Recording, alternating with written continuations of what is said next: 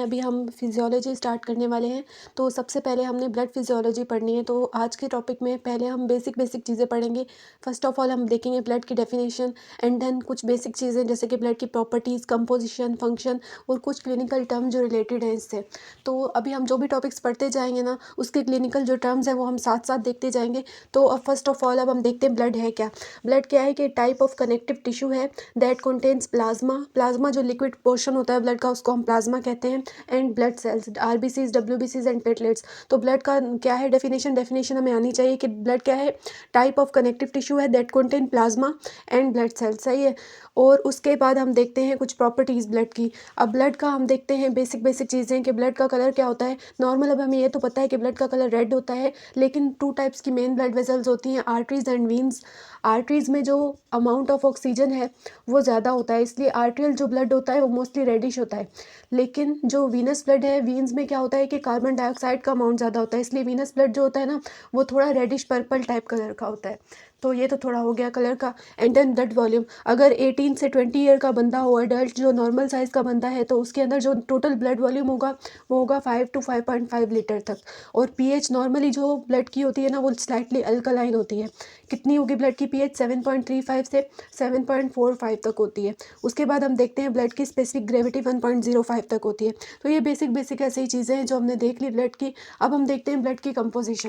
अब हम देखते हैं ब्लड की कंपोजिशन। देखिए ब्लड जो होता है वो दो बेसिक चीज़ों से मिलकर बना होता है। एक तो ब्लड का क्या है, लिक्विड पोर्शन होता है, सही है। लिक्विड पोर्शन को हम बोलते हैं प्लाज्मा, सही है। और दूसरा पोर्शन क्या होता है, ब्लड में ब्लड सेल्स प्रेजेंट होता है जिसमें आरबीसीज, डब्ल्यूबीसीज एंड प्लेटलेट्स, ये तीन मेन सेल्स होते हैं।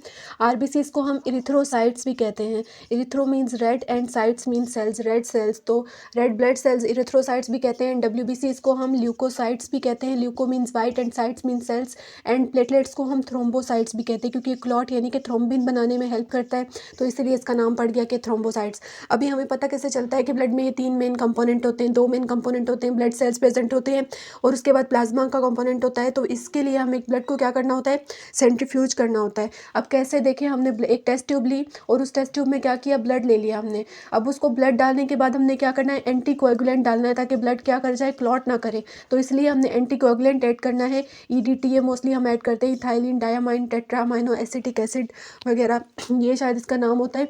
तो हम ये ऐड करते हैं इसके अंदर। तो हमने ब्लड लिया और उसमें ईडीटी ऐड कर दी, सही है। उसके बाद अब हमने क्या करना है, सेंट्रीफ्यूज मशीन में इसको सेंट्रीफ्यूज करना है। सेंट्रीफ्यूज मशीन का काम क्या होता है, वो उसको रोटेट करती है ब्लड को। अब हमने इसको कितने टाइम के लिए करना है, तो हम इसको सेट कर देंगे सेंट्रीफ्यूज मशीन को 3000 रेवोल्यूशंस पर मिनट, मतलब कि 3000 टाइम वो इसको घुमाएगी पर मिनट। और ये इसको हमने कितने टाइम तक करना होता है, फॉर 30 मिनट्स तक। तो हमने क्या किया कि ब्लड लिया और ब्लड के बाद हमने क्या किया कि उसमें एंटीकोगुलेंट डाला और उसके बाद हमने उसको सेंट्रीफ्यूज किया। आफ्टर द सेंट्रीफ्यूजेशन जो हमें ब्लड मिला ना, वो हमें ऐसे 3 लेयर्स मिली। पहले तो ब्लड था ना, अभी हमें 3 लेयर मिलेंगी। ऊपर वाला पोर्शन है ना वो बिल्कुल लिक्विड हुआ पड़ा होगा, तो उसे हम बोलेंगे ये liquid portion of the blood, ये प्लाज्मा है। और नीचे वाला पोर्शन है ना वो कम्प्लीटली रेड और पैक्ड, उसमें रेड ब्लड सेल्स हमें मिलेंगे, तो ये वाला होता है, इसको हम बोलते हैं पैक्ड सेल वॉल्यूम, सही है। तो ये वाला जो होता है ना, ये आरबीसीज का वॉल्यूम होता है। पैक्ड सेल वॉल्यूम का मतलब है कि वो volume of RBCs when RBCs are packed together, तो इसी को हम बोलते हैं पैक्ड सेल वॉल्यूम। तो जो मेन अगर हम इस पूरे पोर्शन को 100% में देखें कि ये 100% पूरा पोर्शन है, तो इस पूरे 100% पोर्शन में जो हमें मिला है 55% तक ऊपर वाला पोर्शन होगा जिसे हम बोलेंगे प्लाज्मा, एंड 45% या 44 to 45% होगा आरबीसीज का पोर्शन जिसको हम बोलते हैं packed cell volume, means volume of RBCs when they are packed together. And बीच में लेस देन 1% हमें जो मिलेगा ना, वाइटिश कोट मिलता है जिसे हम बोलते हैं बफी कोट। अब इस बफी कोट में क्या होगा, बफी कोट में डब्ल्यूबीसीज भी होंगे एंड प्लेटलेट्स भी होंगे। तो अभी आपको फोटो भी दिख रही होगी, इसमें देखें आफ्टर सेंट्रीफ्यूजेशन जब हमने देखा तो सेंट्रीफ्यूजेशन में हमें ऊपर वाला पोर्शन मिला, वो मोर देन 55% जो था ना वो पूरा लिक्विड पोर्शन था जिसको हम प्लाज्मा कहेंगे। एंड देन बी लोअर में हमें आरबीसीज मिले और ये आरबीसीज क्या है, पैक्ड हैं टुगेदर, तो इसलिए हम इसको बोलेंगे पैक्ड सेल वॉल्यूम। और उसके अलावा इसको हम हिमेटोक्रिट भी बोलते हैं और ये कितना नॉर्मल होता है, 45% तक ये नॉर्मल होता है। एंड देन बीच में हमें लेस देन 1% जो पोर्शन था वाइटिश, वो हमें बफी कोट मिला। और बफी कोट में क्या प्रेजेंट होता है, डब्ल्यूबीसीज एंड प्लेटलेट्स। तो ये देखें सारे जो कंपोनेंट थे हमें ब्लड के, वो इसमें हमें सेंट्रीफ्यूजेशन करने से मिल गए। अब एक थोड़ा सा डिफरेंस होता है कि हम डिफरेंस हमें पूछते हैं कि प्लाज्मा और सीरम में क्या डिफरेंस है, तो हम वो भी देख। अब देखिए प्लाज्मा और सीरम में क्या डिफरेंस है। प्लाज्मा और सीरम दोनों सेम चीज़ हैं। जो प्लाज्मा में चीज़ें होंगी, कंपोनेंट्स वगैरह होंगे, वाटर जितने ऑर्गेनिक एंड इनऑर्गेनिक कंपोनेंट जो भी हम प्लाज्मा में पढ़ेंगे कि प्लाज्मा में क्या क्या कंपोनेंट होते हैं, सेम वही कंपोनेंट सीरम में भी होंगे, एक्सेप्ट वन थिंग, प्लाज्मा में क्लॉटिंग फैक्टर्स जैसे कि फाइब्रिनोजिन प्रेजेंट होते हैं, लेकिन सीरम के अंदर कोई भी क्लॉटिंग फैक्टर प्रेजेंट नहीं होता। सीरम में कोई भी क्लॉटिंग फैक्टर प्रेजेंट नहीं होता, लेकिन प्लाज्मा में क्लॉटिंग फैक्टर प्रेजेंट होते हैं। अब इसको आप क्लिनिकली सीरम को कैसे निकाल सकते हो। अब हमने प्लाज्मा को तो क्लिनिकली हमने देख लिया कि ब्लड को सेंट्रीफ्यूज करेंगे, फिर जो ऊपर वाला पोर्शन आएगा वो प्लाज्मा हमें मिल जाएगा, लेकिन हमें सीरम कहाँ से मिलेगा, हम सीरम कैसे लेंगे। अगर हमें क्लिनिकली कोई बोले तो हमें सीरम कैसे मिलेगा। फर्स्ट ऑफ ऑल आपने जैसे पहले टेस्ट ट्यूब ली थी वैसे ही हमने ली, ब्लड विदड्रॉ करके हमने टेस्ट ट्यूब में डाला 1 ml to 2 ml जितना भी ब्लड डाला। पर इसमें अब हमने क्या करना है, इसमें हमने एंटीकोएगुलेंट ईडीटी ऐड नहीं करना। उसमें तो हम ऐड कर रहे थे ना, इसमें हमने कोई भी ईडीटी ऐड नहीं करना। तो जब कोई भी एंटीकोएगुलेंट ऐड नहीं किया आपने तो ब्लड क्या होगा, थोड़ी देर के बाद ब्लड नीचे क्लॉट कर जाएगा। कि मतलब क्लॉट कर गया मतलब कि जितनी भी फाइब्रिनोजिन ब्लड में थी अब सारी कंज्यूम हो गई। तो जब सारी फाइब्रिनोजिन ब्लड के अंदर कंज्यूम हो जाती है तो फिर क्या होता है, थोड़ी देर के बाद ऊपर लिक्विड पोर्शन, लिक्विड टाइप एक फ्लूइड ऊपर एक्सप्रेस हो जाता है जिसको हम बोलते हैं सीरम। तो अब इसको हम प्लाज्मा नहीं बोलेंगे, इसको हम सीरम बोलेंगे, क्योंकि नीचे सारा ब्लड क्लॉट हो गया है और सारे जितने भी क्लॉटिंग फैक्टर थे वो सब कंज्यूम हो गए। अब जो पोर्शन ऑफ प्लाज्मा रह गया है उसको हम बोलते हैं सीरम। तो यही डिफरेंस होता है प्लाज्मा में और सीरम में। प्लाज्मा में क्या होता है कि क्लॉटिंग फैक्टर यानी कि फाइब्रिनोजिन वगैरह प्रेजेंट होते हैं और सीरम में क्लॉटिंग फैक्टर प्रेजेंट नहीं होते। इसके बाद हम देखते हैं कि ब्लड सेल्स और ये प्लाज्मा है, थोड़ा थोड़ा इनके बारे में देख लेते हैं कि प्लाज्मा की कंपोजिशन क्या है, कौन कौन से कंपोनेंट्स प्लाज्मा के अंदर प्रेजेंट होते हैं, एंड देन थोड़ा थोड़ा आरबीसीज, डब्ल्यूबीसीज एंड प्लेटलेट्स के बारे में भी थोड़ा ओवरव्यू करते हैं। तो अब जो प्लाज्मा है ये तो हमें पता है क्या है कि लिक्विड कंपोनेंट होता है ब्लड का, सही है। अभी ये हमें लगता है कि लिक्विड कंपोनेंट है, तो मतलब 90 से 92% तक ये क्या होगा, इसके अंदर वाटर प्रेजेंट होता है। तो मोस्टली इसके अंदर बेसिक 3 चीज़ें होती हैं, सही है, सिर्फ वाटर ही नहीं होता। तो ज़्यादातर वाटर होता है, 90 से 92% तक इसमें वाटर होता है। और उसके बाद इसमें सॉलिड थिंग्स भी होती हैं, वो होती है 7 to 8%। और लेस देन 1% इसके अंदर क्या होंगी, गैसेज होंगी। तो अब प्लाज्मा के अंदर क्या होगा, वाटर है 90 से 92%, ये है तो लिक्विड पोर्शन, लेकिन इसमें कुछ सॉलिड भी प्रेजेंट होते हैं, वो होते हैं 7 to 8%, एंड गैसेज प्रेजेंट होती हैं। अब गैसेज कौन सी इसके अंदर होंगी, ऑक्सीजन एंड कार्बन डाइऑक्साइड तो होती है, उसके अलावा थोड़ी सी नाइट्रोजन भी होती है। तो ये है प्लाज्मा के अंदर गैसेज। अब सॉलिड कंपोनेंट को हम 2 में डिवाइड करते हैं। अब देखिए प्लाज्मा में हमने देखा था कि इसमें क्या होगा कि 90 से 92% तक वाटर होगा और उसके अलावा लेस देन 1% गैसेज प्रेजेंट होती हैं जिसमें oxygen, carbon dioxide and nitrogen होगा। एंड देन सॉलिड जो होते हैं वो 7 to 8% सॉलिड्स होते हैं। अब सॉलिड्स में हम 2 में डिवाइड करते हैं सॉलिड को, इनऑर्गेनिक एंड इनऑर्गेनिक। अब इनऑर्गेनिक में जितने भी इलेक्ट्रोलाइट्स हैं वो आ जाते हैं, जैसे कि सोडियम हो गया, पोटेशियम हो गया, क्लोराइड हो गया, मैग्नीशियम वगैरह। तो ये सारे इनऑर्गेनिक में इलेक्ट्रोलाइट्स आ जाएंगे। अब ऑर्गेनिक में क्या आ जाएगा, इंजाइम्स आ जाएंगे। अब इंजाइम्स मुख्तलिफ होते हैं, सारे प्रोटीनेशियस होते हैं, जैसे कि अमाइलेज हो गया, लाइपेज वगैरह हो गया, ये सारे इंजाइम्स आ जाते हैं। और उसके अलावा क्या आ जाती हैं, हार्मोन्स आ जाती हैं। ये देखिए ब्लड का जो लिक्विड मीडियम है ना, ये एक कनेक्टिव टिश्यू है। फॉर एग्जांपल ब्लड मल्टीपल चीज़ों को आपस में कनेक्ट करता है। फॉर एग्जांपल एक हार्मोन होती है ग्रोथ हार्मोन, जो ब्रेन में पिट्यूटरी ग्लैंड होता है छोटा सा, उससे रिलीज होती है। तो और लेकिन उसका जो काम होता है ग्रोथ हार्मोन का, वो होता है मसल्स पर, लिवर पर। अब वो इतनी दूर कहाँ कहाँ से पहुँचे, मतलब कि है ब्रेन में, लेकिन वो मसल्स लिवर तक कैसे पहुँचे, उसको एक मीडियम की ज़रूरत है और वो मीडियम वो प्रोवाइड करता है ब्लड। तो मल्टीपल जो हार्मोन्स होती हैं वो ये लिक्विड कंपोनेंट प्लाज्मा के अंदर ही डिसॉल्व होती हैं, ताकि जब भी मसल्स वगैरह को रिक्वायर्ड हो या फिर और ऑर्गन्स जो उनकी टारगेट ऑर्गन्स उनको रिक्वायर्ड हो, वो इजीली ब्लड उनको प्रोवाइड कर दे। तो इसमें क्या प्रेजेंट होगा, प्लाज्मा में हार्मोन्स प्रेजेंट होंगे। और दूसरा क्या होगा, इसमें न्यूट्रिएंट्स प्रेजेंट होंगे, जो भी हमने जीआईटी से एब्जॉर्ब किए, हमने मतलब कि एब्जॉर्ब किए स्टमक से, स्मॉल इंटेस्टाइन वगैरह से जो भी एब्जॉर्ब किए वो प्रेजेंट होते हैं। जैसे कि क्या होंगी, प्रोटीन्स प्रेजेंट होंगे अमाइनो एसिड्स की फॉर्म में, कार्बोहाइड्रेट्स प्रेजेंट होते हैं ग्लूकोज की फॉर्म में, फैट प्रेजेंट होता है ट्राइग्लिसराइड्स की फॉर्म में, फैट प्रेजेंट होगा, कोलेस्ट्रॉल की फॉर्म में फैट प्रेजेंट होगा। उसके अलावा बॉडी को इम्यूनिटी प्रोवाइड करने के लिए, इन्फेक्शन से फाइट करने के लिए एंटीबॉडीज़ भी प्लाज्मा में ही प्रेजेंट होती हैं। और उसके अलावा और क्या इसके अंदर प्रेजेंट होगा, और इसमें मेन चीज़ होती है प्लाज्मा प्रोटीन्स, वो प्रेजेंट होती हैं। प्लाज्मा प्रोटीन्स में कौन कौन सी होती है, अल्ब्यूमिन होती है, ग्लोब्यूलिन होती है, एंड देन उसके अलावा होती है क्लॉटिंग प्रोटीन जिसे हम कहते हैं फाइब्रिनोजन वगैरह। तो ये सब कुछ किसके अंदर प्रेजेंट होगा, प्लाज्मा में प्रेजेंट होगा। और एक मेन और चीज़ क्या प्रेजेंट होगा, वेस्ट।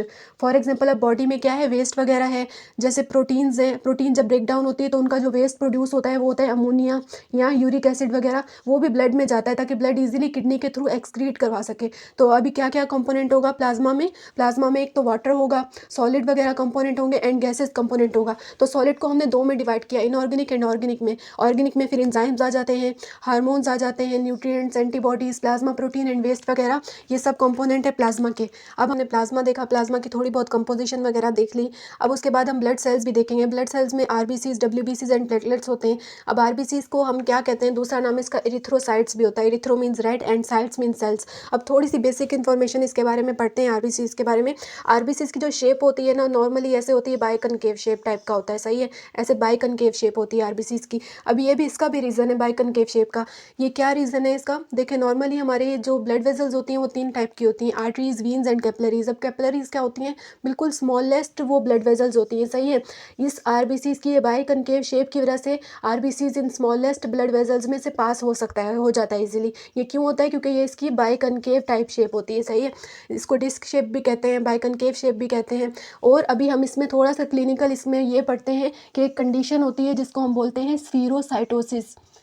ये याद रखें, आगे हम आप इसी में ही पढ़ेंगे, या थोड़ा सा आगे आप देखेंगे कि स्फेरोसाइटोसिस एक कंडीशन है। देखिए, नाम से पता चल रहा है, स्फेरो मीन्स क्या है? स्फेरिकल, और साइटोसिस मीन सेल। इसमें क्या होता है कि आरबीसीज बाइकनकेव शेप से क्या हो जाएंगे? स्फेरिकल शेप हो जाएंगे। अभी से स्फेरिकल शेप की वजह से जब भी आरबीसीज जैसी नैरो कैपिलरीज में से पास करते हैं तो वो आरबीसीज क्या होंगे? ब्रेक हो जाएंगे। इस आरबीसीज की ब्रेकेज की वजह से ब्लड में आरबीसीज का अमाउंट कम होता जाएगा, जिसको हम बोलते हैं एनीमिया, जिसमें आरबीसीज की काउंट कम हो जाती है, सही है। तो ये क्या हो गया?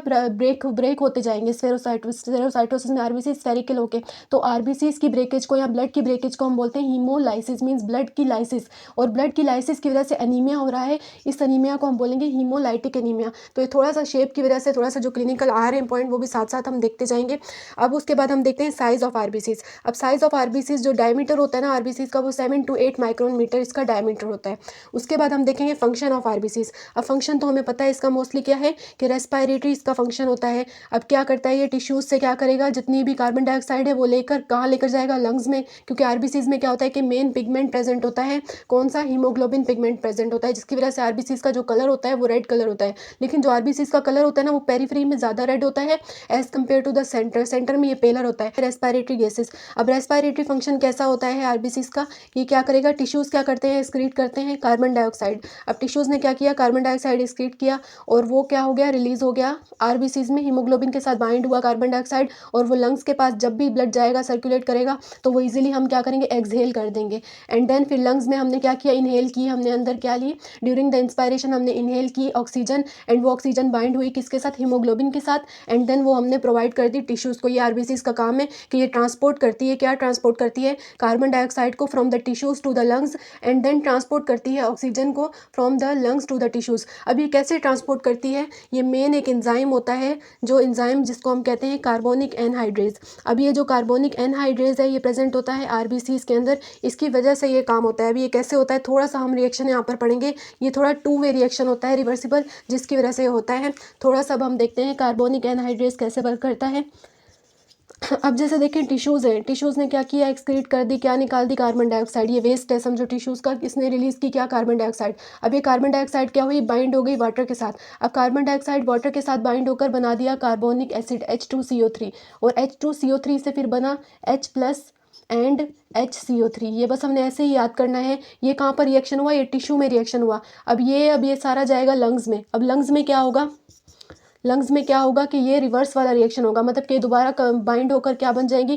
Carbon dioxide and water. क्योंकि देखिए directly carbon dioxide and water ऐसे ट्रांसपोर्ट नहीं हो सकती लंग्स तक, इसको किसी और फॉर्म में कन्वर्ट होना पड़ता है, और वो फॉर्म होती है कार्बोनिक एनहाइड्रेज करवाती है। किस में कन्वर्ट करेगी? पहले कार्बोनिक एसिड में, and then H+ and HCO3 में, जिसकी वजह से इजीली ये क्या होगा? हम लंग्स में इसको पूरा ट्रांसपोर्ट कर पाएंगे। अब लंग्स में जब जाएगा तो हमने बोला कि ये रिवर्सिबल रिएक्शन करवाता है, 2 वे रिएक्शन करवाता है। तो लंग्स में जाकर ये रिएक्शन ये रिवर्स होगा, जिसमें H एंड HCO3 दोबारा क्या बना देंगे? Carbon dioxide and water. Water तो हम रिमूव नहीं करते, वो तो वैसे ही प्लाज्मा का कंपोनेंट ही होता है।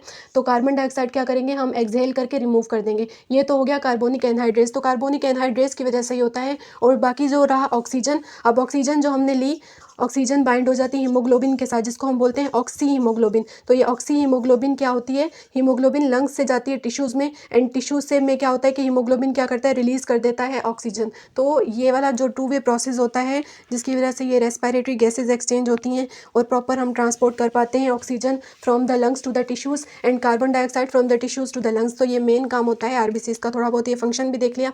अब हम देखते हैं आरबीसीज काउंट। अब आरबीसीज काउंट मतलब कि टोटल बॉडी में हमारे पास आरबीसीज का कितना वॉल्यूम प्रेजेंट होता है, मतलब आरबीसीज की काउंट कितनी होती है। अब ये देखते हैं आरबीसीज की 4.5 से हम मतलब एवरेज थोड़ी लिमिट देखते हैं। 4.5 से 5.5 मिलियन पर माइक्रोलीटर ऑफ ब्लड, मतलब आपने एक माइक्रोलीटर ब्लड लिया है तो उसमें आरबीसीज का अमाउंट कितना होगा, 4.5 से 5.5 मिलियन पर माइक्रोलीटर ऑफ ब्लड। एक माइक्रोलीटर ऑफ ब्लड में इतने अमाउंट आरबीसीज के प्रेजेंट होते हैं। अब दूसरा हम देखते हैं हीमोग्लोबिन काउंट। अब ये भी आपसे पूछा जाएगा, इसलिए हमें आपको शुरू में ही ये बेसिक बेसिक चीज़ें अभी से याद कर लेंगे, फिर बाद में मुश्किल नहीं होगा। तो हीमोग्लोबिन काउंट मेल में भी अलग होती है और फीमेल में भी अलग होती है, दोनों की हमने अलग अलग याद करनी होती है, सही है।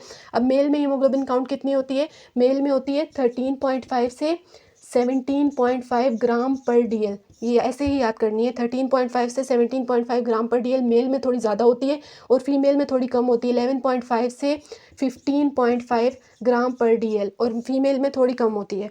अब ये क्यों होता है, मेनली हार्मोन की वजह से, क्योंकि मेल में टेस्टोस्टेरोन ज़्यादा होती है और टेस्टोस्टेरोन आरबीसीज की जो प्रोडक्शन है ना उसको थोड़ा सा बूस्टअप कर देती है, और फीमेल में ईस्ट्रोजन की वजह से थोड़ा सा अमाउंट आरबीसीज का कम होता है। अभी हम आगे पढ़ेंगे।